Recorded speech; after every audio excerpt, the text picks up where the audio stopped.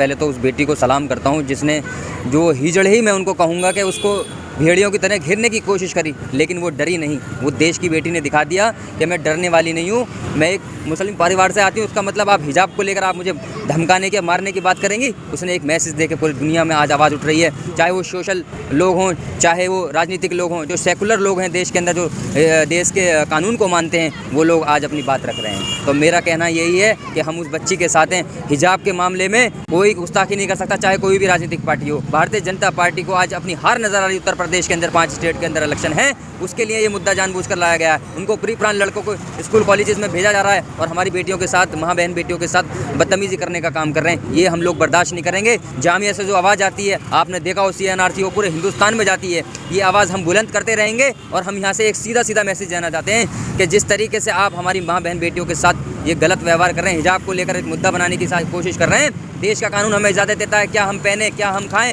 कौन से कपड़े पहने, कौन सा कलर, लेकिन आप इसको कानून को भी नहीं मानते हैं। न देश के जो संविधान है, जो हमारे लोगों का एक भाईचारा, चाहे हिंदू मुस्लिम के लोगों का भाईचारा रहा हो, जो सेकुलर लोग हैं, उसको भी तोड़ने की साजिश ये भारतीय जनता पार्टी के लोग करते हैं। कर्नाटक की सरकार से मैं आज मांग करता हूँ कि जिस तरीके से उसने आज दिखा दिया कि मुसलमानों की जो बहन बेटियाँ हैं उनको हिजाब के ऊपर लेकर आज उसको घेरने का जो काम किया है, मैं उस सरकार को कहना चाहता हूँ कि सरकार, तू अपनी औकात में रहे। अगर तूने मुसलमानों को जगाने की कोशिश करी, अगर उनके साथ बहन बेटियों की इज्जत की खराब करने के, तो हम सड़क पर उतर कर तुम्हारी औकात निकाल कर दिखा देंगे कि हम लोग कितने ताकतवर हैं। हम डरते नहीं हैं, सिर्फ और सिर्फ हम अल्लाह से डरते हैं, अल्लाह की लाठी से।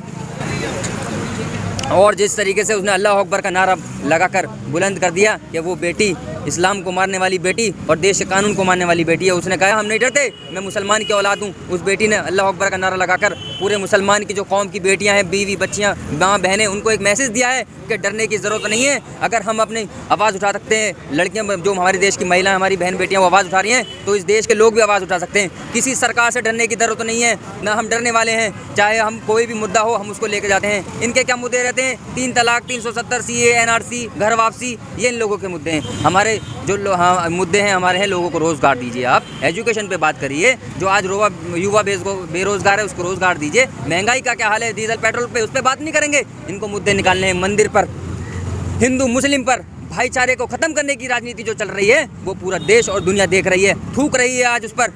कर्नाटक के CM के ऊपर, जो वहाँ का पुलिस प्रशासन है उसके ऊपर, जो वहाँ की सरकार है, कि किस तरीके से वो लोगों ने किया। और वो पुलिस भी उनके साथ मिली हुई थी, जैसे आपने देखा, जो सुरक्षा देने की बात कर रहे थे वो तब दिखावा कर रहे थे। ऐसे ही हमारी कौम की बेटियाँ अगर आगे निकल कर अपनी आवाज़ उठाएंगी तो आज इनकी औकात नहीं हो सकती कि कोई आकर हमारी बहन बेटियों पर उल्टी नज़र रख ले। तो हमारा साफ सीधा मैसेज यहाँ से जामिया के अंदर से यही है कि डरने की ज़रूरत नहीं है। आपका एक एक हिंदुस्तान का एक एक मुसलमान आपके साथ है, मेरी बहन।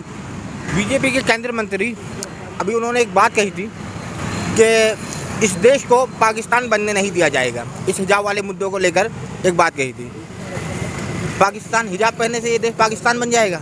देखिए, तो उनकी मानसिकता, जैसे उनका एक मंत्री था अनुराग ठाकुर, देश के गद्दारों को गोली मारो सालों को। कपिल मिश्रा जैसे बाहर घूम रहे हैं, जो हमारे जामिया के लोग थे, उनको यूपा लगाकर जेल के अंदर भेजा गया है, अभी तक उनको जमानत नहीं हुई है। उन्होंने कौन से अपराध कर दिए थे? अपराध तो भारतीय जनता पार्टी के लोग करते हैं, जो कहते हैं देश के गद्दारों को गोली मारो सालों को। कपिल मिश्रा ने दंगा फैलाया, उस पर कोई भी वो नहीं करेंगे क्योंकि वो बीजेपी से मिले हुए हैं। आज वो डराने की कोशिश कर रहे हैं, लेकिन देश का मुसलमान नहीं डरेगा। वो कानून को मानता है, कानून के जितने आर्टिकल्स हैं उनको मानता है और आगे बढ़ता है। ये बीजेपी की सरकार जो है आज तानाशाही दिखा रही है, क्योंकि उसको अपनी हार नज़र आ रही है।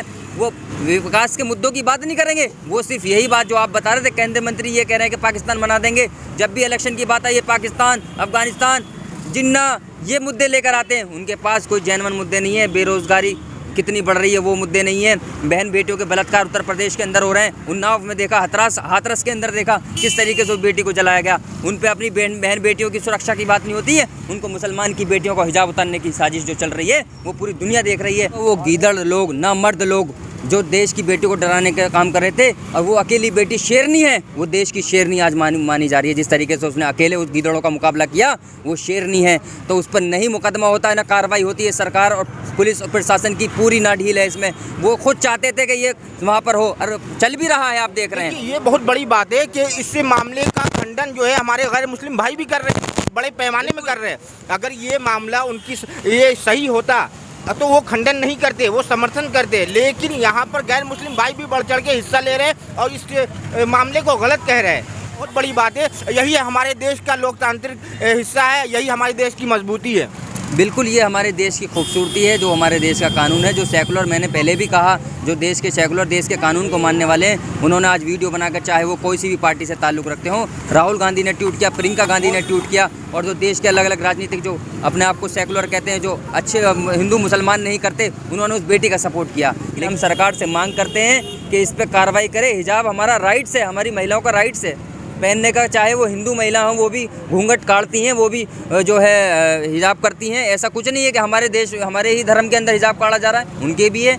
ये जो है सिर्फ और सिर्फ यहूदी दिखाना चाहते हैं। हिजाब तो औरतों का गहना है, बिल्कुल औरतों का गहना है हिजाब। हिजाब के साथ वो खूबसूरती भी दिखती है। जिस तरीके से नंगापन ये लोग कर रहे हैं, आपने देखा होगा बेटियों का जो बलात्कार किया है, वो इसी मसले को लेके हुआ है, बलात्कार पे करके, और कह दिया गया जीन्स टॉप पहन ली, ये कर लिया। खुद बलात्कार करते हैं, खुद ही ऐसे कहते हैं जीन्स टॉप पहन ली। अगर हमारी बहन बेटियाँ सुरक्षित होने के लिए हिजाब पहन रही, जो उनका राइट है, जा रही हैं कॉलेज में, इनको दिक्कत ये है कि मुसलमानों से दिक्कत है, इनको कानून ये दिक्कत नहीं है कि कौन क्या है, सिर्फ मुसलमान की बेटियों पर प्रहार किया जा रहा है। हर जगह मुसलमान को मारा जा रहा है, मॉब लिंचिंग किया जा रही है।